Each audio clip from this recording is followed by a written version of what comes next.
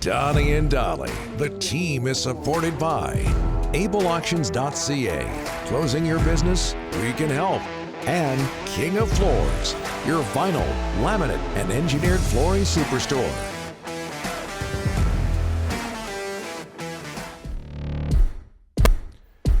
Donnie and Dolly, presented by Able Auctions and King of Floors. It is Thursday.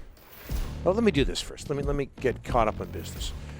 Donnie and Dolly, presented by Able Auctions. If you have assets, inventory, or equipment you need to sell, email sales at ableauctions.ca, and King of Floors, your vinyl, laminate, and engineered flooring superstore. As we bring in one of our guests, the day, making his debut on Donnie and Dolly. Good guy. On Check from KJR Radio in Seattle, friend of our old show, Ian Furness. How are you, sir?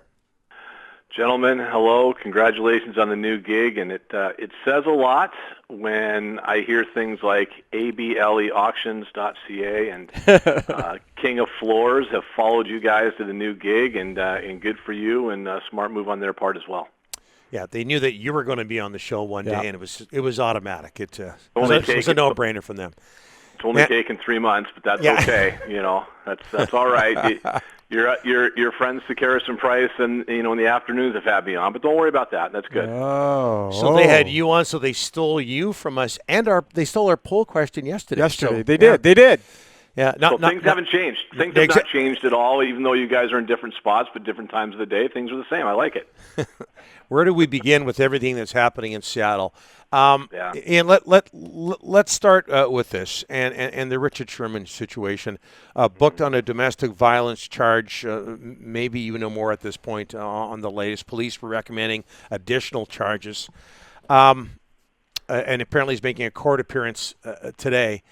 Right. What can you tell us from your experience? Because this has blindsided a lot of people who don't know Richard well. What can you tell us from your experience about his character? Well, I think the first thing you've got to do, or we need to do, is take a step back and understand what he was booked on. Hasn't been charged with anything yet. In the States, you're booked on something, and the timeline was it was a wild and strange day on every level, because we found out early in the morning that he had been booked into King County Jail, arrested by the Redmond police on what you had just said, charges of burglary and domestic violence.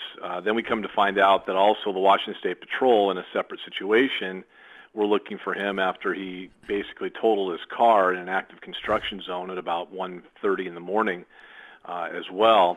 So they had been pursuing him or been looking for him on what we thought was a DUI charge.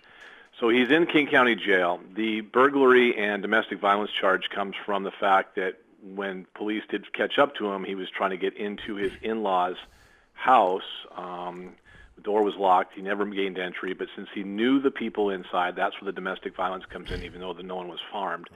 And the burglary comes not from trying to take something, but from trying to break into that that residence. DUI charges will probably follow. They took a blood sample from him. He ended up talking to police, Redmond Police, and Washington State Patrol trooper who got there. They were all there at the same time.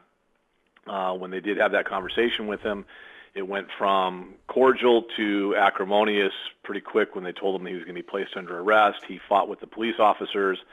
A K-9 unit was deployed. The K-9 unit took him down.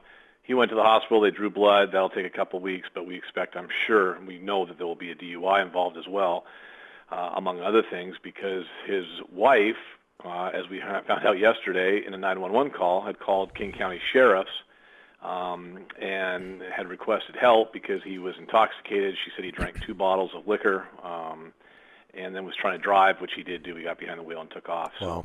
So it was a wild, chaotic day and night for Richard Sherman. Seems to be out of character in every sense for all of us that knew him. Sounds like he's battling some demons right now, depression or whatever it might be. I mean, we can all speculate, and that's all we're left to do right now. But obviously there was a lot of issues going on. The scary thing is he got behind the wheel in what seems to be a very intoxicated state, and thankfully no one was hurt because he did crash his car in what was an active construction zone overnight. He and his wife, are they still together, Ian?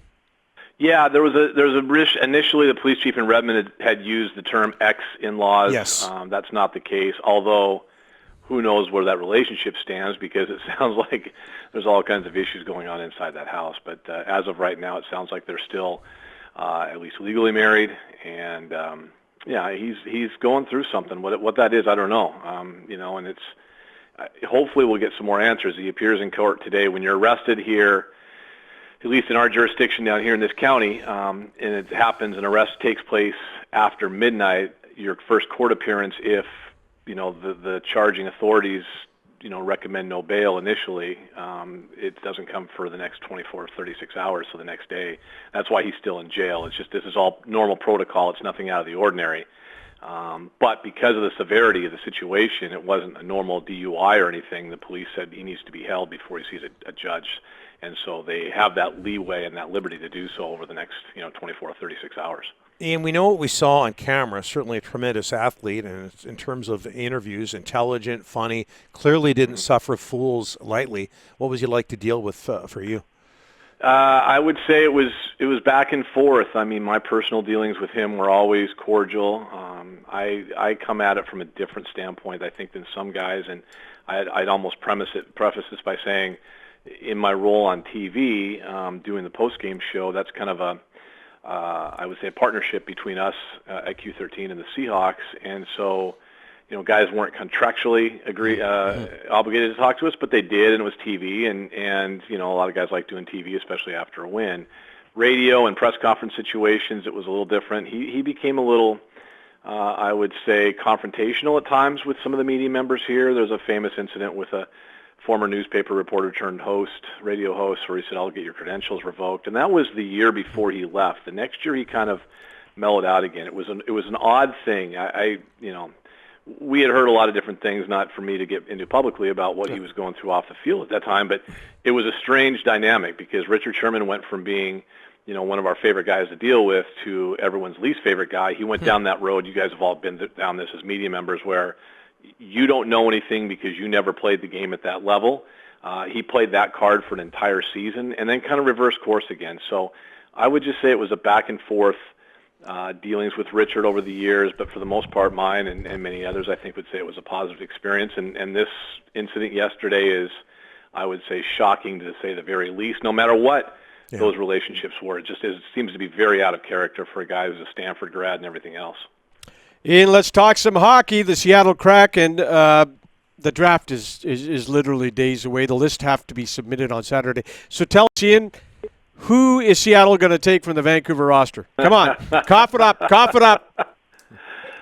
They won't take Louis Eriksson, and they won't take Jake Virtanen. Oh, darn it. So sorry to disappoint. I don't know. Is EP, is he available? Is Hughes available? I don't know. I hope, like hell, they don't take 75-year-old Braden Holtby, but I don't know. Shot. I don't know. I guess you guys help me out, and Rick, you would know as well as anybody. It seems to be like a back and forth. So they did make the protected, unprotected list available with Vegas, correct? I thought they didn't. I have to check on that, Ian. Yeah, I think they did, but I don't know. I'd heard back. Listening to the old radio station you guys worked for, it seemed like I always heard that they didn't, but I guess maybe they did. So I think we will find out. Yeah, we will find out Sunday, right, who's available. So I don't know. I get the feeling, in general terms, and I could be way off base here, but judging from their coaching hires, the coach in Hackstall and his two assistants, they scream to me a younger roster than Vegas. Hackstall's issues in Philadelphia, from what I understand, talking to a former player there, that he had issues with some of the older, more established veteran players that were in Philadelphia at the time. And when I say problems, I just think, that it didn't work well, and that's probably why eventually he left. Whereas he does have a reputation both there in college and also in Toronto of being really good with younger players and working with younger players and developing guys. And when you hire a coach out of the AHL and an assistant coach out of the AHL and an assistant coach out of Major Junior, doesn't it tell you that it feels like they're going to kind of lean heavy towards younger guys, more upside, as opposed to what Vegas did? Yeah. Ian, the other one... So Louis Eriksson would be a fit? No. Sorry to disappoint you and every other media member up there in the greater Vancouver area, no. Ian, we know the Seahawks are number one in Seattle, let's be honest. Tell me about the coverage in Seattle leading up to the Kraken expansion draft.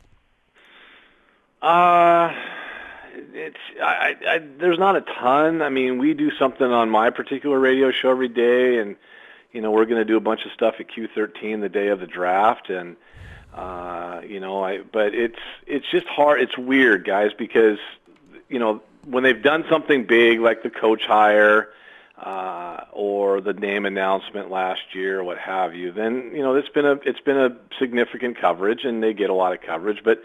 I mean, we're still looking at a team with a name, no jersey, no players, and just, a front office. So it's, I think it becomes a lot more real next Wednesday when, we find out who the 30 players are that basically will make up the core of the roster.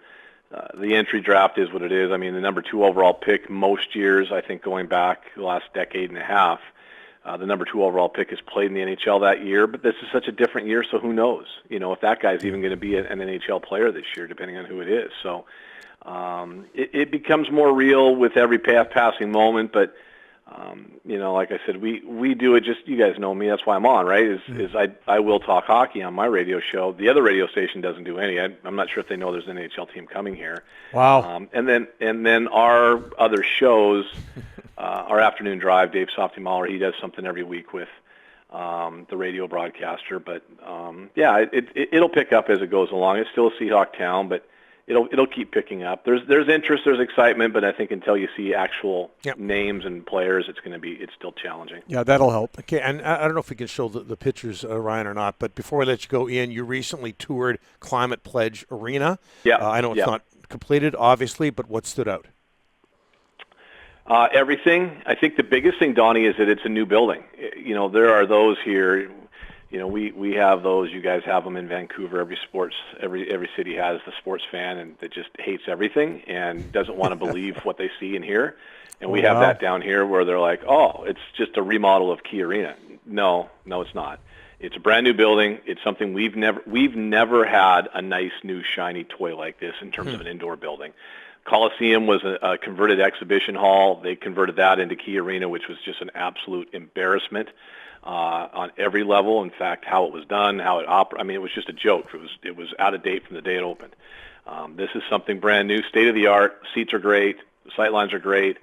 I'll tell you, selfishly, what I liked is the press box. It has the Winnipeg Arena feel, and that means, true gondola. It's huge. There's seats behind it that aren't obstructed. I kind of walked in and went, oh, I'm back in Winnipeg.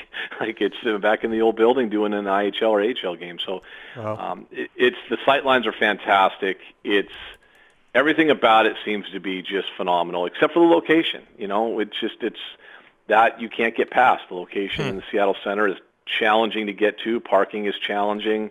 They try to throw stuff like monorail and all that, but we're a city that is not used to nor has any kind of mass transit infrastructure, and you can't change that and change people's thinking on that overnight with, a monorail or two or what have you. And the city council is a joke. They're going to raise parking rates on the street during big events all across the city, whether it be, Lumen Field for the Hawks or T-Mobile, or even they're going to make it $12 an hour minimum. So that part will be a challenge, but the building itself, if fans come down here for concerts or hockey or what have you, will be just as good and as nice as there is anywhere in the league. We could go on and on. Ian, thanks so much for this. We'll get you on soon. We'll get you on before Matt and Blake do, okay? Promise. You guys have priority over them, but great talking to you. Congratulations on the new gig. I'm happy to see you guys are doing so well, and you're doing so despite having Ryan with you still, which is even better. Shots at everybody. That's where we're going to leave this off. Perfect. Ian, thanks so much. You bet. Thanks, Ian.